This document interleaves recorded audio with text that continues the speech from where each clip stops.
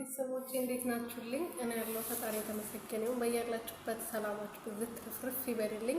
ለኔ ቤት አዲስ ሆናችሁ ሰብስክራይብ፣ ሼር፣ ላይክ እያደረጋችሁ ቤተሰብ እንድትሆኑበት እናጠይቃችኋለሁ። የኔ ውድ ቤተሰቦች ጽናት ክፍል 45 ተለቋል። ክፍል 45 ላይ እንግዲህ ጽናትዬ ወደ አገር ቤት መሄድ አለብኝ ኪራዬ ድንገት እዛ ያሳለፍነው ነገር እኔ አገር ቤት ሲሄድ እዛ ከመጣ ሊያስታውስ ይችላል። ስለዚህ ኪራዬ እንዲያስታውስ በደንብ መርዳት አለብኝ፣ ከዚህ ሰይጣን ልጅም ማራቅ አለብኝ ብላ ወስና እንግዲህ ወደ ገጠር አባቷ ጋር ተመልሳለች ማለት ነው። ወደ ገጠር የሄደችበት ምክንያት ደግሞ ከዚህ በፊት እንግዲህ ካስታወሳችሁ አገር ቤት እያሉ ነበር ተጣልቶ ወደዚህ ሲመለስ የመኪና አደጋ አጋጥሞት የተጣሉት። ደውላ እንግዲህ ኪራዬ እንዴት ነህ? ሰላም ነው? እኔ አገር ቤት ልሄድ ነው፣ አባቴ በድንገት ና ተብዬ ልሄድ ነው ብላ ስትነግረው ራስሽ ጉዳይ ላይ ምን አገባኝ፣ ብትሄጂ ባትሄጂ ይመለከተኛል ብሎ ነበር የመለሰላት። ግን ወደ ቤት ሲገባ እሷ ሲያጣት ምግብ አልበላም፣ አልጠጣም፣ ምንም ነገር አላረግም ብሎ ከኒና ጋር ስትጣላ ነበረ። ኒናዬም ደግሞ እሱ ወደ ሀገር ቤት እንዲሄድ ወደ ገጠር እንዲሄድ የማታረገው ጉዳ አልነበረም። ውሃ አምጪልኝ ስላት ብርጭቆ ባዶ እያወጣችለት፣ ምግብ አምጪልኝ ስላት ማመሳያ ይዛለት እየመጣች አዛ እያደረገችው ነበር። እሱ ተሰላችቶ ወደ ጽናት እንዲሄድ ማለት ነው።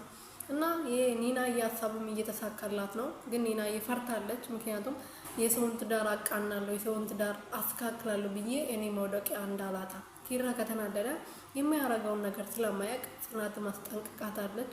ኪራ ስናደድ የሚያረገውን ነገር ስለማያውቅ እባክሽ ከዚህ በላይ አትገፋፊው፣ እነ ናኦሚ እነ ቅዱስ ይናገሩት እንጂ አንቺ አውጥቶ ልጥልሽ ስለሚችል ተውይና ላትጂ ብላ ስትነግራት እንግዲህ ኒናዬም አረ እኔ መውደቂያ ሳልዘጋጅ ከመባረር አልፈልግም፣ ስለዚህ አርፌ ብቀመጥ ነው የሚሻለኝ ብላ ስትናገር ነበረ። አዎ እውነትሽን ነው ጽናት፣ እውነቷን ነው። ስለዚህ ኪራዬ ሲናደድ የሚያደርገውን ነገር ስለማያውቅ ተረጋግተሽ ቁጭ ብትይ ነው የሚሻለሽ ማለት ነው ኒናዬ ማለት ነው።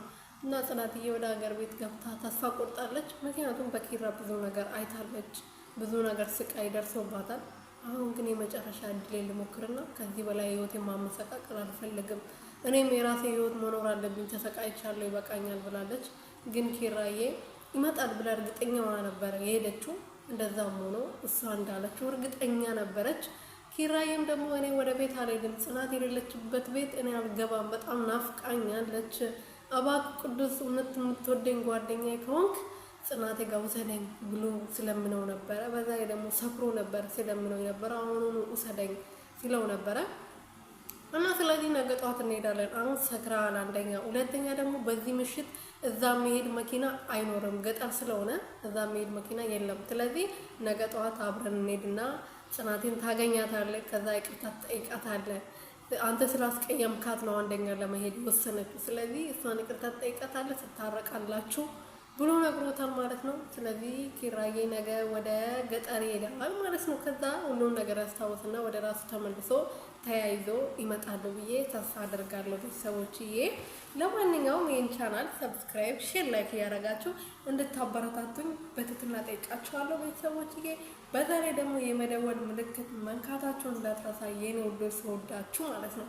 እና አንደኛ ደግሞ ዋካችሁ ስወዳችሁ ላይክ አድርጉልኝ። ላይክ ካረጋችሁ ዩቲዩብ ሼር ያደርግልኛል፣ ከዛ ይታይልኛል ማለት ነው። እና የኔ ወዶች አደራችሁን ልላችሁ ፈልጌ ነው።